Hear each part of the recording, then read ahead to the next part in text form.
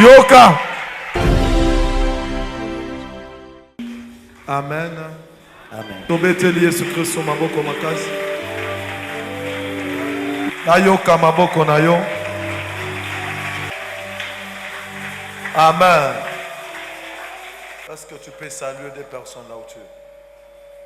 Tu leur dis bonjour. Mopona m'appelle Sibinombote. Amen. Zambé akapambola we. Tofandi. Amen. Si le changement de pouvoir, Ce qui changement et à pouvoir, ou climatique, topé à climat, était à la base de l'élévation, yangonde singela ki eme mamoto na botombo ami, il n'aurait pas de pauvres et de riches.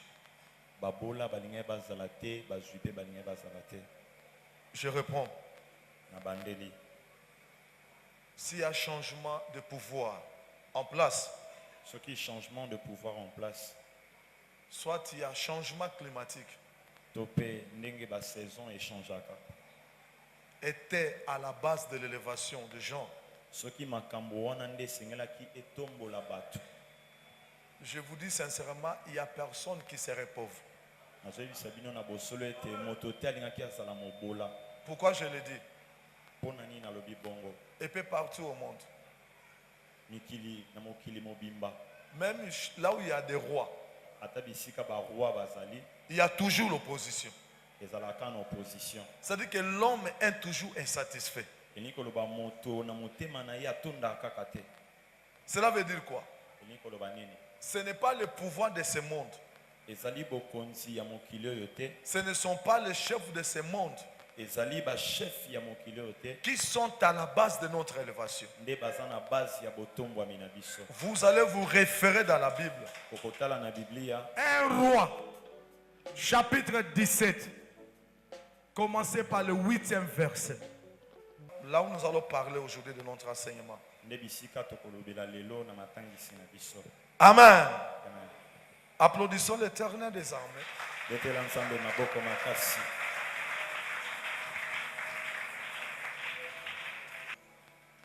Nous parlons durant tout ce temps Tango nyonso tozolobela sur un thème. tozolobela mama na likambo moko. La considération envers l'homme de Dieu Considération et pas mosali na nzambe crée le miracle. ekreaka miracle.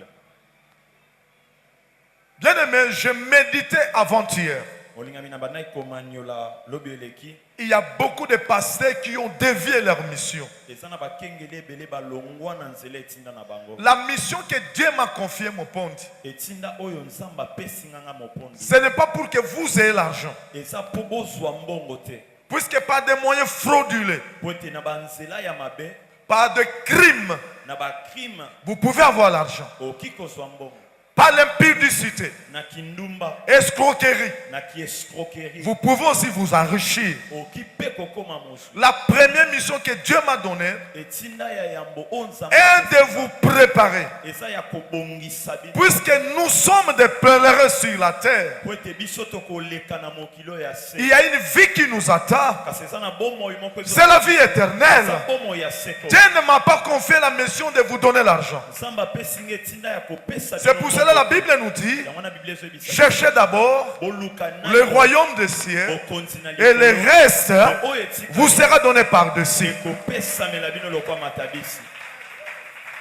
Il y a beaucoup de pasteurs qui ont dévié leur mission. eza na bakengeli ebele balongwa na nzela eti. Vous risquez de venir nombreux ici, ozoriske koya bato ebele mais awa un jour perdre la vie éternelle. kasi mokolo moko bobungisa bomoi ya seko. Qu'est-ce que vous allez me dire? elo nini bokoyebisa nga Les homosexuels, bahomosexuel ils ont beaucoup d'argent, baza na misolo ebele mais ils n'ont pas le Saint-Esprit. kasi baza na molimo mosantu. Toi et moi, yo na ngai nous avons le Saint-Esprit. toza na molimo C'est mosantu. ça d'ailleurs qui fait la différence yango nde kutu ezosala entre ceux qui servent Dieu na baoyo baosalela et ceux qui ne le servent pas. mpe baoyo baosalela. Je croyais quelqu'un voir le Saint-Esprit ici. nakanisaki moto azalaki na molimo mosantu alingaki abeta maboko na milolo Dans nos églises aujourd'hui, na biklesi na biso lelo c'est devenu le contraire. ekomi nde makambo Les gens ebalaki. viennent à l'église bato bazoya na eklesi pour que le pasteur leur donne po l'argent. pasteur apesa Ça, ce n'est pas l'église. wana eza etonga te. L'église, c'est là où on forme les gens eklesi eza bisika à la bazoforme perfection bazoforme pour la vie éternelle. mpona bomo ya Un seko. pasteur qui donne l'argent mokengeli oyo azopesa aux enfants, c'est bien, na bana eza mais malamu il doit le faire en secret. kasi esengeli asala yango na Il ne peut pas l'étaler à la télévision. okoki kotia yango na Sinon, les gens vont commencer à venir noki te bato uniquement pour bakobalaka avoir l'argent, bazoyaka mais pas la vie si éternelle. bazoya mpona bomo ya seko te. Amen. Je ne suis pas là pour vous donner l'argent. nazali awa mpona apesa bino Et d'ailleurs, je n'ai pas l'argent. kutu naza mpe na mbongo te. Jésus-Christ a changé ma vie. yesu kristo abongo Il a mis sa nature à moi. atie nature Moi na qui ye. étais un jeu impudique, Na oyo mokolo mo nazalaki ndumba moi qui étais une ivrogne, Awa nazalaki il a monani. changé ma nature. kasi abongo Aujourd'hui, lelo oyo si seulement tu vas croire à mon Dieu, kokondimela nzambe le même na Dieu nga. qui a changé ma nature, nzambe moko abongola nature il te na nga. change aussi. azobongola yo mpe. Nous devons partir là où le pasteur donne l'argent. tokende bisika mokengeli wana Pasteur, ce que tu fais, c'est bien. mokengeli eza malamu makambo ozosala. Mais il ne faut pas le faire au vu de tout le monde. kasi kosala ngo mpo bato bamona te. Vous risquez de faire dévier les enfants de Dieu. ozoriske olongola bana na nzambe na nzela. Quand on vient à l'église, ntango tozoya na eklesi ce n'est pas pour avoir l'argent. eza mpo tozwa mbongo Vous te. devez travailler. esengeli osala mosala. Vous devez travailler. Sala On mosala. vient à l'église. toyaka na eklesia C'est pour le perfectionnement ezali mpo tobonga de la vie éternelle. tobonga tokende na bomo ya seko. Je n'ai pas vu dans la Bible namoni te na biblia où Jésus-Christ a amené l'argent de l'or Oh, la Bible nous dit Zoka Bible so ebisa biso. que dans leur détresse, Na pasi na bango. qu'est-ce que Dieu avait envoyé? La parole. Est-ce qu'il avait envoyé l'argent? Atinaki mbongo. Il avait envoyé la parole. Atinaki liloba. Je sais que vous êtes nombreux Na ici. yebe te bosa ba tsebela o. Il n'y a pas beaucoup de choses qui marchent dans vos vies. Eza na makambo ebele so tambola te na bango. Mais ce n'est pas $1000 qui va changer votre vie. Kasi $1000 ekobongo. Ce qui changera votre vie, ekobongo la bomo. c'est toute parole qui sort de la bouche de mon père. Eza maloba nyonso ezobima na monoko ya moponami. Non, non, pasteur, Te mokengeli. évite. Éviter. Il faut le faire, c'est bien. Sala yango eza malamu. Mais pas bibliquement. Kasi kosala yango na miso. Vous risquez d'avoir beaucoup de gens à l'église, Ozo risque bato baye. mais qui ne sont pas les disciples de Jésus-Christ. Kasi bato basana. Je ne veux pas que vous soyez mes fanatiques. Na lingi te bosa ba fanatique. Soyez les disciples de Jésus-Christ. Bozala nde baye koli ya. Est-ce qu'il y a les disciples de Jésus-Christ ici? Baye koli ya Yesu Kristo basali awa. Amen. Les gens sont nombreux à l'église, ils sont impudiques. Bato baye belé na église ya kasi. J'ai dit, les gens sont nombreux dans nos églises. Bato base belé na église na biso. Mais ils n'ont pas changé. Kasi nano ba bongo Puisqu'ils ne sont pas bien enseignés. po ete batangi sami malamu te. Ni était la présence de cet esprit dans ma vie. Soki molimo mosanto asaki te na bomoi na nga. Est-ce que je pouvais me mettre si vous enseignez? Nakoki kotelema ko. Qui pouvait m'écouter ici? Nani akoki koyoka. Qui ne me connaît pas ici à Matungé? Nani ayebi nga wa te na. Ils me connaissent, tous ces gens me connaissent. Bato wana nyonso bayebi. Comment moi j'étais? Bayebi ndenge na. Aujourd'hui, je marche avec toute fierté. Lelo nazotambola na lolenge. Puisque le Saint-Esprit est à moi. Te molimo mosanto asaka. Et je veux que ce même Dieu penalingi nzambe moko wana. soit aussi le tien. Asala pe nzambe na Ah, je yo. te croyais bien applaudi ton Dieu là où Nakanisa tu es. kolinga kobeta maboko na milolo.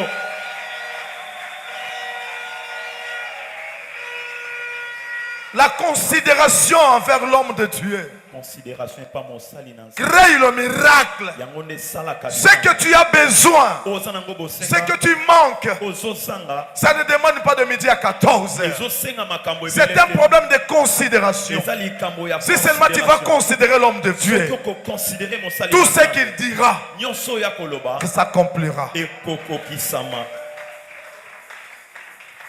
Ça s'accomplira. Ekokokisama. Ça s'accomplira. Ekokokisama. Je dis dans la Bible, Natangi na Biblia. Élie, il a quitté le Torah de Kérit. Kasi Eli malongwe na torrent de Kérit.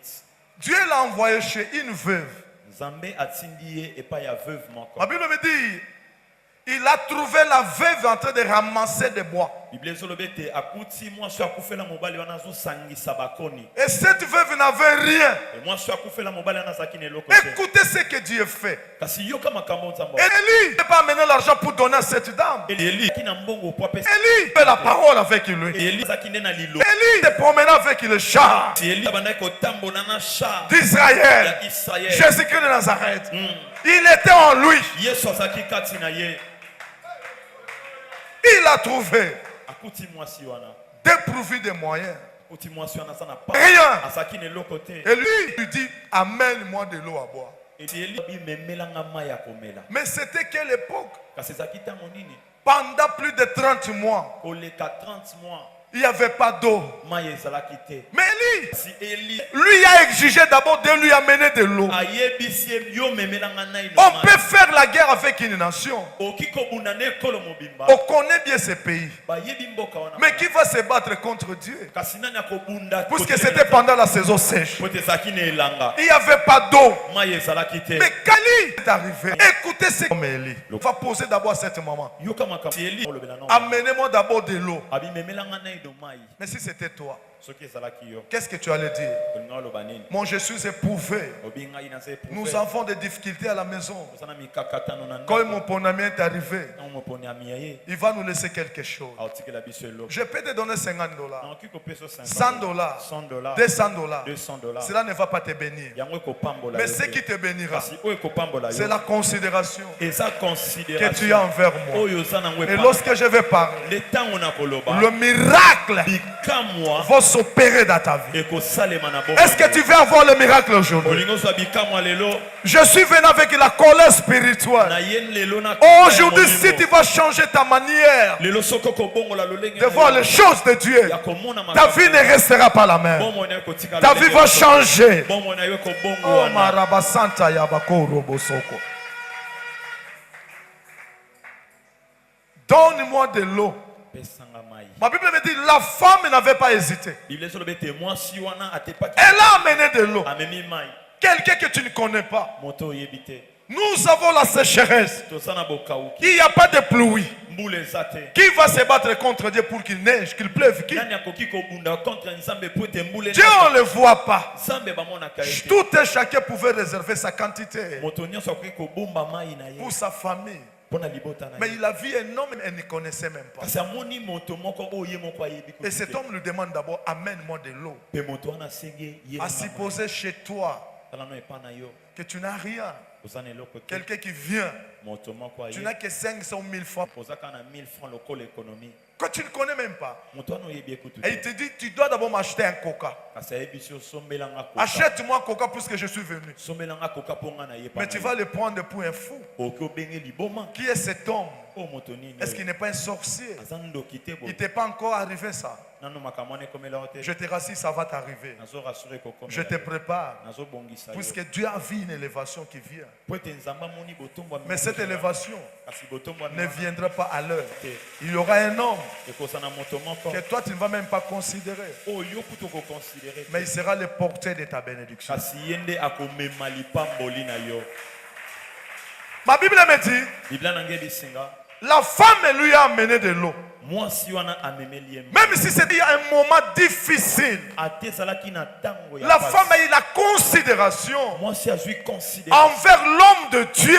epa na mosali na nzambe qu'elle n'a jamais vu dans sa vie. oyo atikala komona Mes enfants dans la foi, bana nanga kati na kondima ne déconsidérez aucun serviteur de Dieu. kodeconsidere mosali na nzambe Même les protestants, ata les baprotestant musulmans, ata les bamusulman catholiques, ata bakatolike obéissez à tous les hommes de Dieu. otosana basali nyonso ya nzambe Puisque Dieu est souverain, po ete nzambe aza souverain il les connaît aussi. ayebi mpe bango Je ne suis pas là pour juger les autres. aye te mpo na Mais kosamisa quand tu baninga fais quelque chose si soki ozosala eloko qui est en moko dehors de la parole, oyo eza libanda liloba Allah, on ne va pas s'attendre. wana nde tokoyokana Puisque te la Bible nous Parce que dit, Bible ezobisa nous biso, sommes fondés toza fondé sur les fondements likolo ya moboko des apôtres et des prophètes. mpe ya basakoli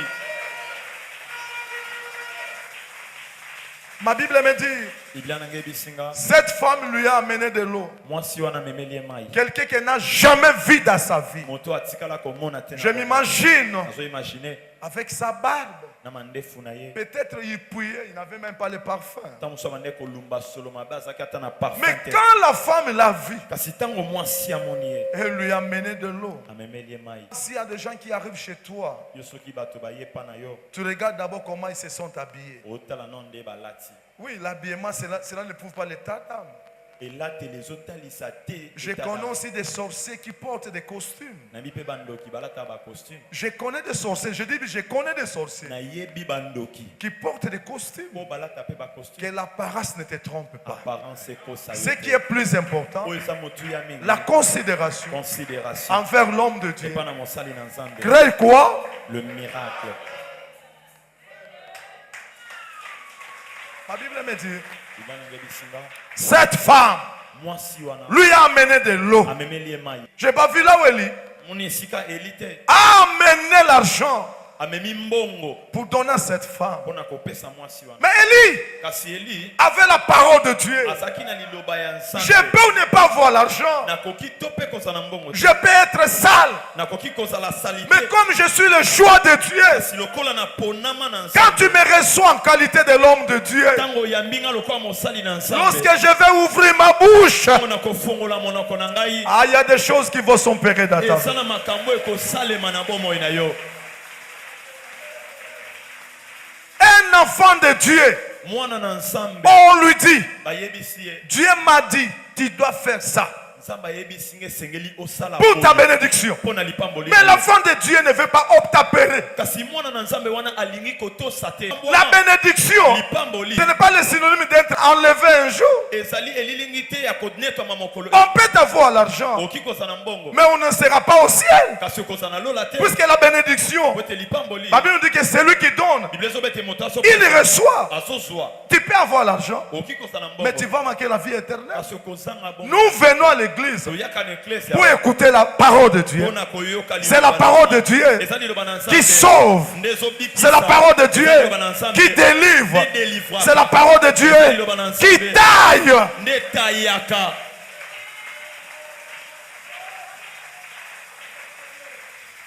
Ton papa te dit que maman, papa, fais ceci. tata na molimo azo biso mama papa sala boye Parce que je vois la bénédiction. mpona somona lipamba. Tu hésites. kasi yo ozotia Mais motema écoutez kati. cette femme. yoka mwasi Et cette femme était aussi une veuve. mwasi oyo azalaki mpe mwasi akufela Vous savez, mobali. une veuve akufela mobali n'a pas un soutien aza ta na lisungi moko te en nature. na nature boye. La femme, c'est un être faible. mwasi azalaka faible. La femme doit avoir un mari qui doit lui porter secours. mwasi esengeli aza na mobali oyo azosunga Mais ye. à cette époque de la sécheresse, kasi na ntango ya bokauki wana cette femme n'avait pas un mari. mwasi wana azalaki na mobali. Mais il a vu un homme de Dieu kasi amoni mosali moko qui na est venu oyo aye et il lui dit, mpe ayebisi ye amène-moi de l'eau. memelanga mai. Mais c'était à quelle époque? kasi ezalaki na ntango Si nini aujourd'hui nous pouvons dire qu'il y a de l'eau, on peut donner à tout le monde. soki lelo tokoki oloba ete mai ezali okoki opesa na moto nyonso. C'était l'économie atière de cette femme. ezalaki ekonomi mobimba ya mwasi wana. Mais la femme a accepté. kasi mwasi andimi Elle a donné à cet homme de Dieu. apesi mosali na Et nzambe. l'homme de Mpe Dieu mosali na nzambe ne s'est pas limité là-bas. asuki wana te. Il va encore lui dire, akoyebisa lisusu amène-moi un pain, je vais manger. memelanga lipa na lia. Oh! Elle ne s'est pas limitée là-bas. asuki wana te. La femme a obéi à la parole de l'homme de Dieu. mwasi wana atosi na liloba mosali. Avant tout, yambo na nyonso la femme va lui répondre, mwasi akoyanola ye je n'ai plus rien. alobi naza lisusu na eloko Dans le bois que je suis en train de ramasser, koni oyo nazosangisa c'est pour faire une pâte de farine eza mpona asala mwa farine moke qui est comme réserve. oyo eza kaka lokola réserve. Dès que je vais faire ça, ntango na osala yango j'en mangerai avec mon fils nakolia eloko wana na mwana na et ngai. nous mourrons. Elle a prédit sa mort. alobi liwa na ye avant akufa. Pourquoi? mpona nini Elle savait que c'était le dernier espoir. ayebaki ete ezalaki elikia ya suka. Je sais que tel que tu es là, nayebi ete lolenge oza wana tu as fini ta garantie. osilisi garanti na Il yo. te reste un mois etikali na yo kaka 1 de mois garantie. ya garanti. Mais je suis venu kasi na ye comme Élie. lokola eli Si seulement soki kaka aujourd'hui lelo tu vas obéir okotosa à ma ngai, parole, okotosa liloba na nga. à garantie ne kobakisama na kombo na Yesu Kristo. Amen.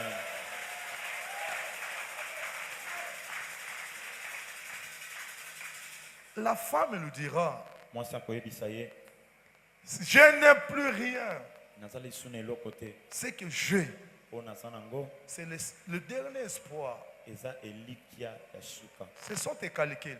eza bacalcule na yo. Lorsque tu te regardes, ntango ozomitala des fois tu dis que c'est fini pour ma famille. bambala moso milobelaki ete mpo na libota Laisse-moi te na dire Messi. quelque chose. tika na yebiso eloko moko Nous avons un Dieu. toza na nzambe moko Il vient toujours tant voulu. mpe na ntango oyo Puisqu'on alingi l'appelle po ete babengi ye le maître des temps kolo na ntango et des circonstances. mpe ya mabaku. Vous voyez, omoni il y avait le changement climatique. changement climatique ezalaki Il n'y avait pas d'eau. mai ezalaki Il n'y te avait pas de farine. farine ezalaki te Mais cette femme kasi mwasi oyo était dans les pensées de Dieu. azalaki na kati na Dieu mabaku lui a envoyé nzambe atindeli ye un homme mobali moko rempli du Saint-Esprit. moto moko atondisami na Le Molimo problème, Mosantu. likambo c'est d'avoir un homme. eza ya kozala na Le moto. problème, likambo c'est de considérer eza ya koconsidere celui que Dieu a envoyé. moto nzambe atindi. Je suis l'envoyé de Dieu naza motindami na pour Yawe cette église, mpo na eklese ya pour oyo ta vie. mpo na bomoi Si na yo. seulement tu vas me considérer, soki okoconsidere si nga seulement tu vas me considérer, soki kaka okoconsidere nga tu vas voir le changement dans ta vie. nde okomona changement na vie na Qu'est-ce yo. que tu manques? eloko nini ozosanga L'argent, ozanga mbongo les habits, ozanga bilamba la garantie locative. ozanga garanti ya kofutela ndako Mais la solution est là. eyano ezali awa Je suis là. nazali awa Est-ce que tu me considères? est-ce que yo considéraka Est-ce que ngai tu vas écouter ma parole? est-ce que koyoka liloba na ngai Si seulement tu vas écouter ma parole. soki koyoka liloba na Le ngai Dieu que nous prions, nzambe tobondela il n'a pas changé. abongwani te Est-ce qu'il y a des veuves ici?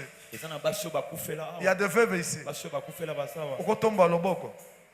Ah, tu es veuve. oza mwasi akufela C'est bien. Ne t'inquiète pas, tu n'es pas la première veuve au monde. Obanga te oza mwasi akufela La ya veuve yango de te. Sarepta, Veuve de Sarepta. un jour, Mokolo moko. elle était restée avec son fils. Atikalaki na mwana Mais mobali. quand elle a reçu l'homme de Dieu, Kasi ntango ayambi mosali na et nzambe, elle a obéi à la parole de l'homme de mpe Dieu, atosi na maloba ma mosali na Bible me Nzambe. dit, Biblia na ngai ezobisaka, le miracle bikamwa s'était produit dans sa maison. esalemaki na ndako na ye. Il y a quelqu'un qui manque la garantie locative ici. Eza na moto azangi garanti ya kofutela ndako. Il y a quelqu'un qui veut se marier mais n'a pas l'argent. Eza na moto alingi abalaka sasa na mbongo te. Moi, je suis venu avec l'argent. Na ye na mbongo. Tu crois? Ozondima.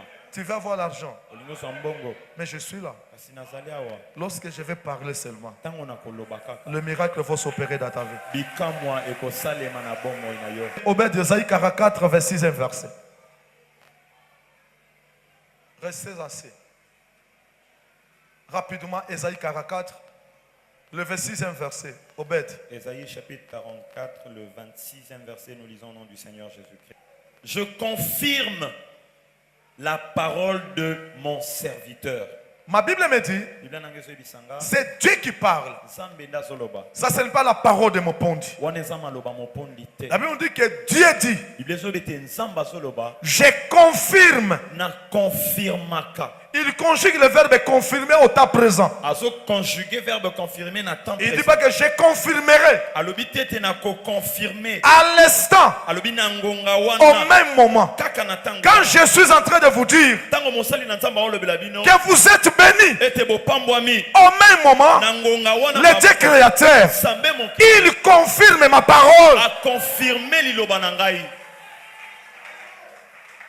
Alors je m'adresse à une personne. Boye nazolobela moto moko. Si tu étais malade, Soki bande kobela. aujourd'hui, Lelo. Dieu m'a donné le pouvoir. Samba pesinga. Il m'a dit dans Marc 16, 16, na Marc 16. voici les miracles Tala bikamwa. qui accompagneront Kotambola elongo. ceux Na ba oyo. qui auront crié Bakondimela. à mon nom. Na kombo na ngai. Ils chasseront Bakobenga. les mauvais esprits Milimo mabe. à Jordan, Nazo à ordonné. tous les mauvais esprits Milimo nyonso. qui attaquent ta vie, O ezobundisa de libérer ta vie. Au nom de... Jésus-Christ. Écoute, écoute, Dieu me dit, il a confirmé ça. Yoka Nzambe webisanga confirmer lilobo na otikoloba. Amen. Il a confirmé ça. A confirmé yango. Dieu m'a rassuré. Zamba ndimisinga. Il a confirmé. Confirmé. Tous les mauvais esprits Milimo nyonso qui jouent avec ta vie sont partis. Ekei. Michael Robosaka Yaba. Amen. Dieu m'a rassuré tout à l'heure. Zamba rassuré. John, ce que tu viens de dire, Abi John Makambo. j'ai confirmé Na confirmé. toute personne qui était possédée. Moto nyonso azaki na milimo. Aujourd'hui, Lelo. elle est devenue libre. Akangolami. Est-ce que vous avez Makambote? Amen. Aushike imambo. Osoka makambo. Aushike imambo. Osoyoka makambo. Ah, tika kyokoma libre na vie na yo. Amen. Ça, c'est la parole de Dieu. Oyo nde liloba na Cette Nzambe. parole Liloba oyo n'est pas venue de mon pont. euti na mopona. Mon pont n'est qu'un instrument. Moponami. Alors je vais faire encore une déclaration. Bona osa sur déclaration. Il y a quelqu'un qui n'a pas l'argent ici. Ezana moto asangi mbongo awa. Dieu nous a donné le pouvoir. Samba pesi biso. Il nous a dit, ayebisi biso. allez de partout. Bokende bisika nyonso. Faites de toutes les nations Osala na bikolo. mes disciples. Bayekoli. Ceux qui croiront et qui seront baptisés Bakobati. seront sauvés. Bakobika. Je vous ai donné le pouvoir de bénir. Ah, na pamboli motomoko na tongo lelo. Amen. Ah, yoka yoka yoka. Nzambe ndimi yango. Dieu a confirmé cela. Orobosaka ya bakora. Dieu l'a confirmé.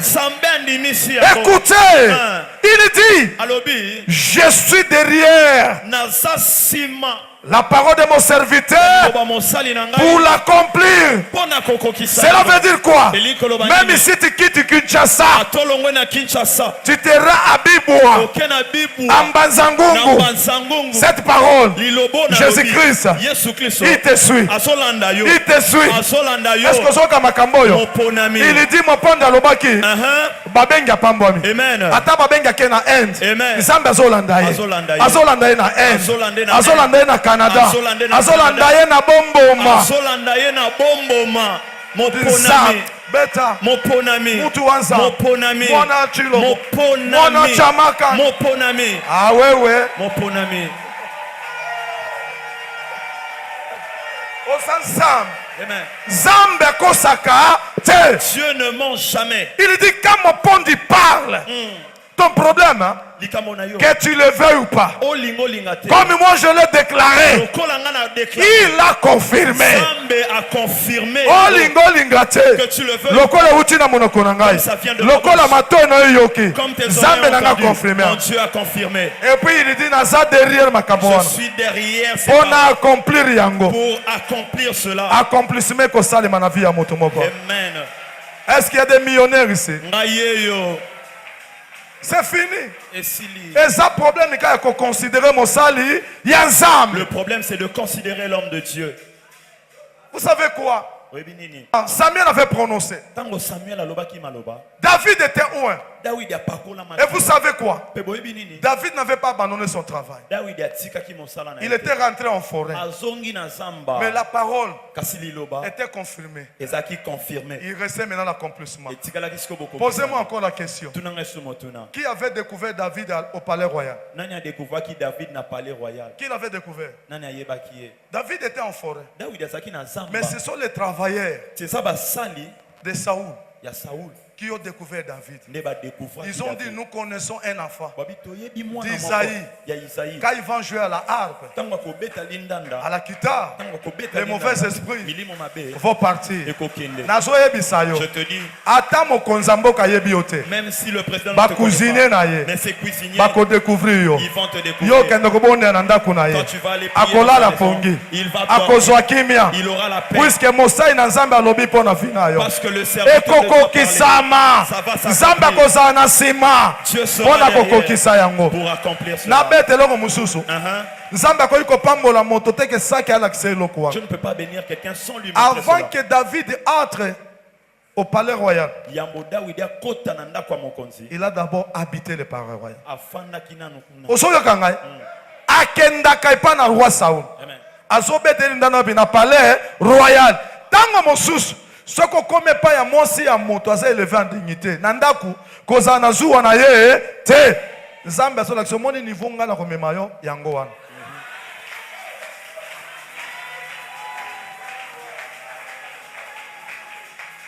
Soki ministre invité yo ata na fête bo pesani mboto, Dieu te montre voilà ton niveau.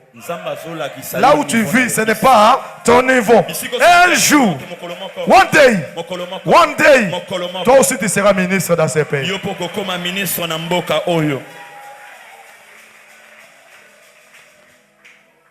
Que mon Dieu vous bénisse. Mon enseignement est fini. Beta mololo na maboko ya makasi. La considération envers l'homme de Dieu. Le miracle. C'est créé. Tu sais que le miracle ça est mon vie na yo. Nazomona moto moko pamomia. Nazomona moto moko a place libota ne bakenda te. Nazomona moto moko simbi destiné na ye. Nazomona moto moko a liboso. Nazomona moto moko a touché oh baboti ne ba toucha te. Nazomona moto moko somba baranja awa. Nazomona moto moko tonga bandako. Tikate eko kisama na kombo na Yesu Kristo. Amen. Tobeti maboko na kombo na Yesu Kristo. C'est pourquoi Tozobenga ndeko na biso Bilibi Lomba accompagné ya colonne de feu azoya koyemba pepo na lokumu na Nzambe na tsongo lelo. Il chante trop bien pour la gloire de Dieu. Alléluia. Tangu bazoyemba na ngonga wana biso tozo salaka ba offrande na biso. Nazana esengo makasi na tongo lelo. Et puis na pesi Papa John, Pasteur John, vraiment Nzamba pambolo papa pona liloba tout d'abord. Ya mibale pona ko pesa biso privilège ya ko participer na bénédiction à tongo lelo. Est-ce que ko betela Yesu mololo? Je sais. Ya ko sala ya ko sunga ya kobondisa motema na ngai ya kosala ya kosunga ya kobondisa motema na ngai. Tala ndenge nakomi nasuka esika mayela bomoto esukaka yayo ebandi ye. Nazalaki na pasi natalelaki bato nakanisaki neti lisungi na ngai ekouta na libota. Kasi bango oyo Nzambe basundolaki ngai yo babwakaka nga libanda nazangaka lisungi ye. Kolela na badanka kolela butu na moi bato bayebaki te o poto ezokaki na motema na nga bayebi te o. Yesu nde oyebaki bapasi na ngai ye. Samba jone ayaki kopangusanga pinzoli na miso. Yene akawusaka mitema mizoka. Yesu yo yawe ye yakosala yakosunga yakobondisa motema na ngai. Yakosala yakosunga yakobondisa motema na ngai. Betela Yesu mololo makasi. Alleluia.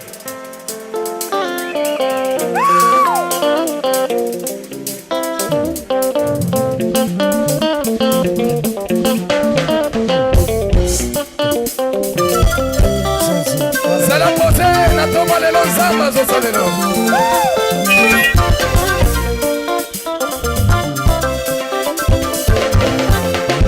Nayembi motema na ngai ye. Batela kimia elonge ezali ye. Motema na yo papa ebatela kimia elonge ezali ye. Pwete Nzamba jone akosaka te. Pwete Nzambe yalola akosaka te. Papa uti kote ya ete la considération ya l'homme de Dieu ezo produire miracle. Yango nazo yebisa mama moko nazo yebisa papa moko tongo ya lelo na maloba ya mosali ya Nzambe oyo. Atongo lelo ata ozalaki mobola na mwana amalola azo yebisa Pierre kende na mai mbisi ya liboso okokanga tala kati nango okokuta mbongo. Soki Nzamba John moboni aza na bank tina libumu ya mbisi ndenge nini asanga opesa yo mbongo. Nabengaka ye shalula wanye yoyo shalula wanye yoyo shalula wanye yoyo shalula wanye Nzambe watona chalula motema ebatela kimia elonge ezali ye. Nazoyebisa ser moko oyo abandaki koluka libala. Nazoyebisa yo libala eza bote te libala eza fate te. Kozala na Yesu kati na yo mibali bakobanda kolanda yo. Motema ye motema batela kimia elonge ezali nayembi motema ye. Hey, motema na ngai Oza Nzambe.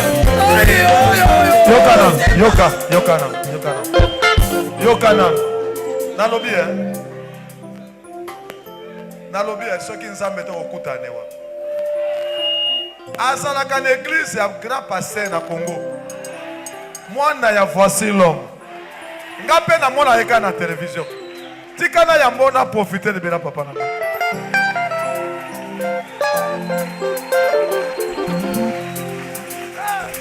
Babuka na ka te. Na mona keka na télévision na komona ye. Wa. Soko zingolu na ndako na yo sepela. Budi mutu wa Nzambi. Jésus. Alléluia. Motema batela kimia elonge ezali ye bible ezali koloba oyo aza na mwana aza na bomoi jaune oyo azangi mwana aza na bomoi te kokotanga na kota kyao nakuti John Momponi aza na mwana kati na ye bambi mosusu ya bango mwana akufaki alalaki me John oza na nzambe udini nzambe udini nzambe udini nzambe jana udini nzambe moteme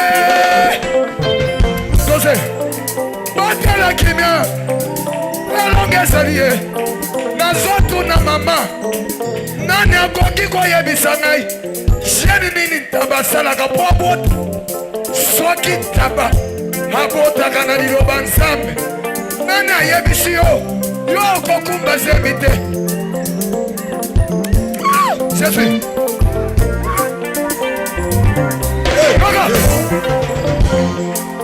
batumba akula zambi wanyi kimwanju kwa akula makuta masamu zambi kimwanju kwa akula makuta bulanda zambi kimwanju kwa akula jiba titu nzambi wa Jona wimana mwalu wa mutu vutakatula ba majimo mwana yepo we batela kimia elonge ezali na yembi motema ye motema na ngai motema na ngai batela kimia elonge ezali yoyoyo motema na ngai lekele batela kimia elonge ezali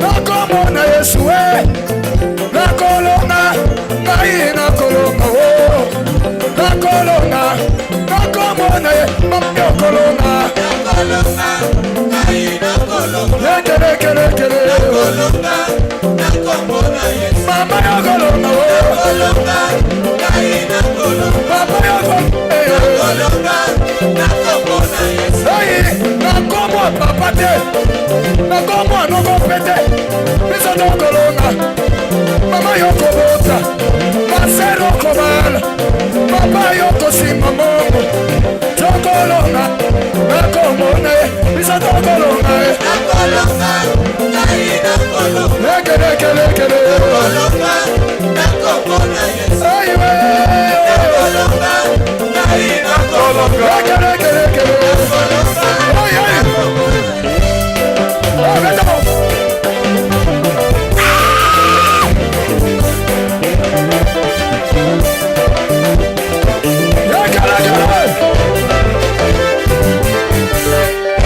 Yesu mwana Nzambe bongo yizela Yesu mwana Nzambe bongo yizela Yesu mwana Nzambe bongo yizela Yesu mwana Nzambe bongo yizela Nakota chela bikota kota Nazalo bikote Yamana la pinai Yakola Yesu Yesu mwana Nzambe bongo yizela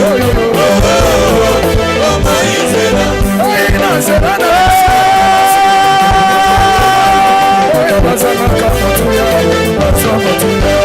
Yesu mwana Nzambe bongo yizela Yesu mwana Nzambe bongo yizela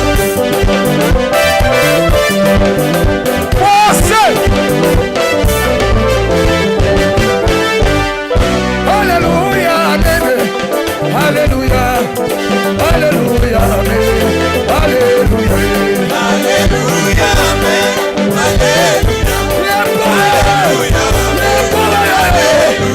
Hallelujah, hallelujah. Ujiwela, ukutulula nenda mwabe. Yesu aliana pamoja. Maisha ushashi ya mwabe. Hallelujah, amen. Yoka. Yoka nano. Tofanda mwa muke. Eta maboko pona Yesu Kristo. Papa John. Okati biso. Amen. Nazo profiter kopesa ba papa na biso voici l'homme.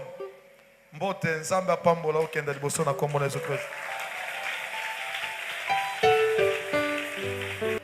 Nazo profiter kosenga pe akitsela nga prime ke ya loyer ya télévision. Nzambe apambola papa voici l'homme mutombo. Beta maboko pona Yesu Kristo. Amen. Soko so opportunité beta libela. Amen. Tialo boko likolo. Loba nzambe. Na yo elongo. Toko kamisa bato. Toko dondwa. To betre ce que sur boko makazi.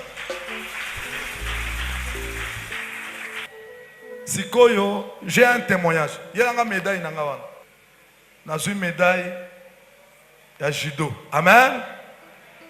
Là, tsanga dans l'église à Batobamon. Au côté en bon côté na bimi champion.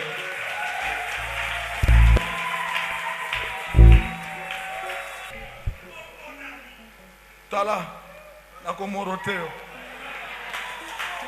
Beta maboko poto gagner médaille. Amen. Oui, makambo nzambe salaka, ton négligé yango te. La Bible nous dit si vous êtes sérieux à des petites choses, na makambo mine pe kozana ni sérieux. Na yebi mwana oyo te mukolo moko na kendeki na salon na kenda kokata mandefu na Victoire. Na moni mwana mobali moko aye na salon wana na sepeli na ye. Na bi mwana mobali aza kitoko bondenge nini. Pongana sepela na bato pe nzambe asali kitoko. Loba oza kitoko. Loba oza kitoko. Osaka na l'église so mundele pe taille. Beta maboko na mundele po aza na taille. Ah oui. Mundele na biso pe na taille, mundele à Jésus-Christ. Azaka ka pona église ya papa voici l'homme te. Asa pona l'église nyoso to ya Christ. Yango lelo to kangi azo yembela biso. Et puis na profiter na invité solennellement. Na mini croisade de koza le 28 awa na mois oyo. Soyez déjà les bienvenus dans le groupe na yo. Na moni mona mobali wana bi mais ce garçon est beau afandi wapi. Nabi osanan. Sikoyo mutu moko banda koteka kechi moko boye ya Gucci. Baso teka nga tika na sombelo kechi wana. Neko sombele kechi. Ayi singa papa ndenge tosawa toza na combat judo tozo bunda mikolo. Nga pe na yebi ete to sola kana mutu boyebani te. Na lobi na so bonde la pono na bona bi okobima champion. Lobo okobima champion. Na makambo to zo bima champion. Beta maboko pona Yesu Christ. Et salema qui semaine passée. Ezali kamba mikolo belé te. Tango na déclaré Jésus Salini a confirmé.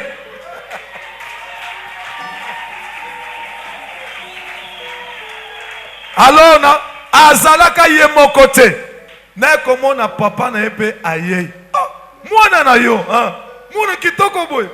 Taifo zakala motema mopondi polinga mwana moto sa kitoko.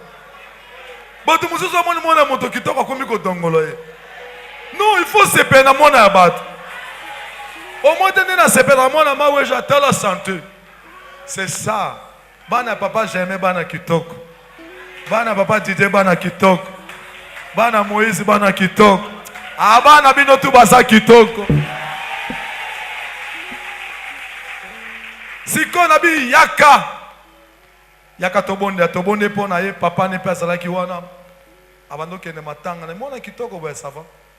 Na sa surpris lobita moto uti veiller na mona bato ba yao. Lika monini.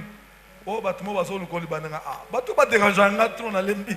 Na uti veiller na lemba na komona papa na bimi champion. Est-ce que tolingi to mona ye? Tozo benga champion na loyambo, to tie mo loyambo. Champion wani.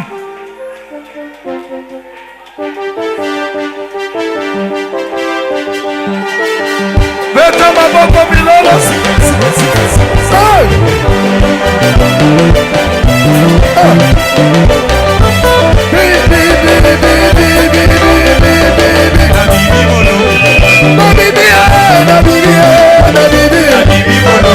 Sabadone moponi abimisina molonge tika molonge ai sabadone abimisina molonge babala babota bisala na kombo ya Yesu eya binene eikola eya binene esala libota ya motomo eya binene esala motomo yo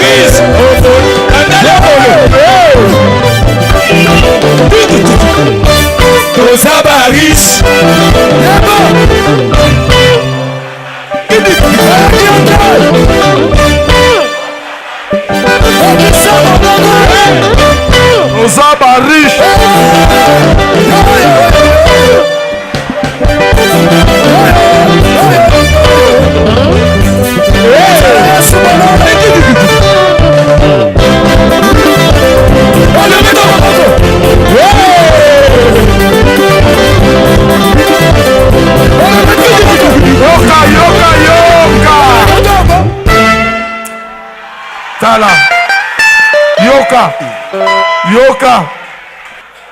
Amen. Azana ngolo Bobo moni mwana ngasa kitoko Loba za kitoko makazi. Bolula ete ba jeune fille. Okobala mosi ya biebi bala balate. Amen. Pona ko confirmer likambo to benga papa na yaya. Papa Simon tozalaka na salon de coiffure. Yaka na coach pebo ya binotu na maître dépôt. Botele mabeta na boko pona Christ. Bayeba kama sakoli dobe moto na Nzambe na makambo zoloba ezokokisama. Boma ta kotoyo eza blagi te. Epa ya Nzambe ba ventire ezalaka te. Kaka likambo muke esale miracle. Amen. Tozo pesa ye moko moto amemaki lipamboli maloba apesa bino maloba et puis papa ne alobi to clôturer prière na biso toke. Amen. Olobeli batoni no bandima kanzambe te pe likambo ndenge lekaki ozo ebisa batoni pesa na no coupe na maître Simba.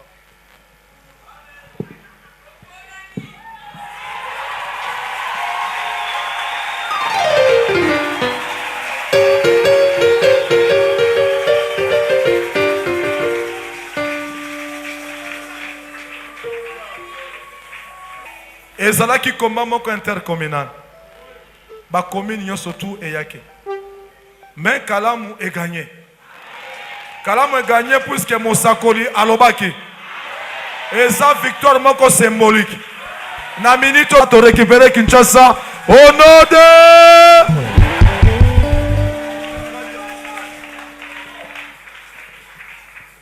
Maître Alino, le grand champion en judo, Simba. Doyer, que nos fans. Amen. Siko topesi mwana biso micro loba makambo nzambe asaleli yo. Amen. Bon, nazana esengo makasi côté le maliboso ya pasteur John. Plaisir à trop nakutana pasteur John sur Victoire na salon morobi. Nde na koti na salon. Papa nanga pe azalaki wana bangai ko coiffer isu. Abisi pasteur John Kenon, moi naza jidoka azobunda final.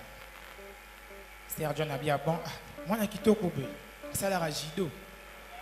Abi nandimi papa na salara jido. Abi ça va te ressembler la pona. Le cause de la finale. Il pleuve ou qu'il neige, Borobi m'a champion pour aux champion.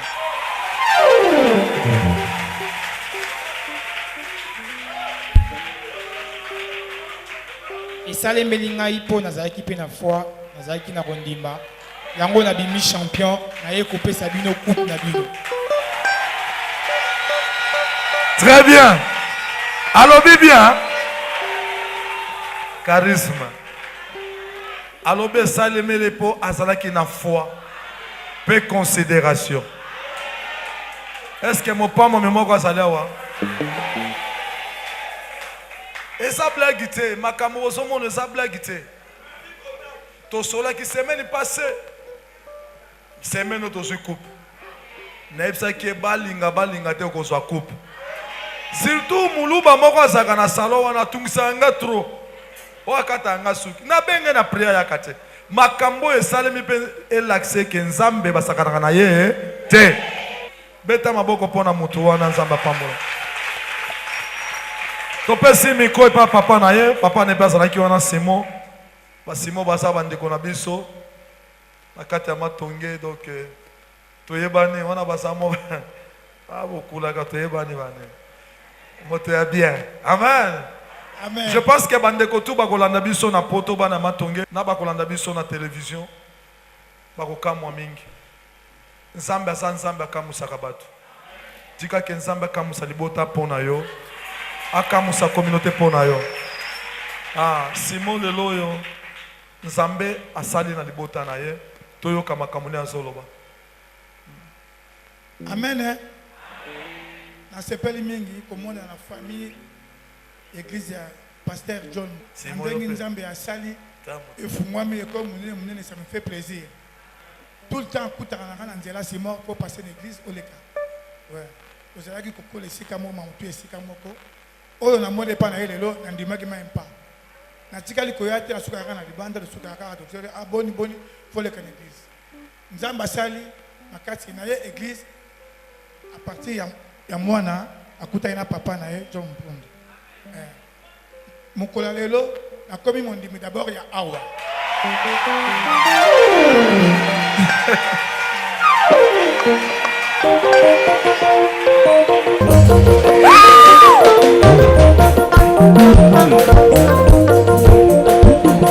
Amen. Merci. Tokutanaki na ye na salon bisika tokatiaka suki biso nyonso. On pe mwana alaninga na kati pona sombela ye ketch. Ngabino yo pe komi kolekisa na sombe oler moko. Ye ayebaki peta mwana ngabite botika ye. Ketch ana combien? Mutamakazi apese prix abizo. So asiso kata nga suki bongo ko zambongo na ya mwana oyo. Ngati na yebise pasteur aza mwana yo asaka nini? Ngabite aza judoka. Abi mwana kitoko botini ya judo ngabite ye moka pona musane judo. Abi ça va. Tu ressembles pas na présenter ngabi faut que papa na acha maboko boko bima champion. Et puis abi bo kende boko gagner boko bima champion. Debi boko mona ngai. Aza ye mokote aza ba collègue na entraîneur na biso yeyo. O entraîneur o ba collègue ba comme judoka bango nyonso. Tosi coupe ensemble. Monsieur Soubaké na nzela à TV ba le cananine pas moi tosi coupe la sa coupe. Monsieur Soutoye et puis, il y a pasteur qui répond. Beta maboko puisque coupe et outinde yao. Amen. Bamosu subake na télévision. Mais, place il kambe outi. Alobite tole kawana. Siko soki yo muto zimbongo aliboso o changer na nos démarches na yo. Obanda ko tamba ba komi skombe. c'est bien. Il faut changer de marche. C'est quoi ce qui passe là, il me dérange ce message-là. Qu'est-ce qu'il cherche? Amen. Maman, il y a quand même maman Salibon.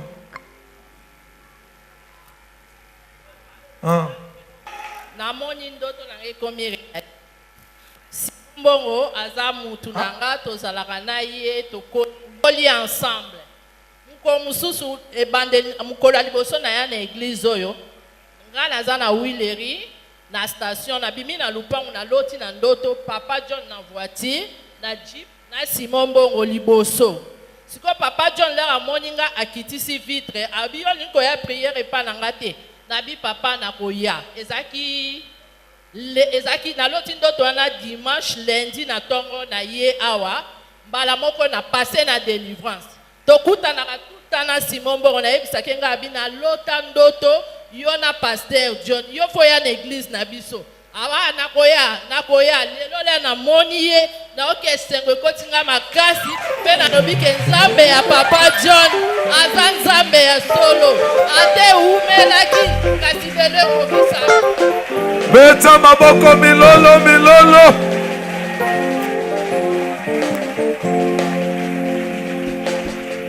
Hey! Ya solo ayebisaka ngai ke koyane yawa moto invitaka ite amona ngai na ndoto na simoyo atemyo ngai simo tozaki makambo ya kotoyo simo zongo makambo ya micro frère zateme tobenga ye ayaka te nzambe akotikala kaka nzambe Simon azoyebisa otakende kona yo chamba toyoka nzambe aza moto amaseki te oyebi combien de bamaster tosala na bango bavanti bakufa na bamosuku to bamomi mosusu bobima na bango badaya na basida me nzambe akontinue koprotege otala bana kitoko ozogarde nzoto ngonga nzambe ekoki soki osala mato ya koyoka tikaka nzambe apambola na sosoli.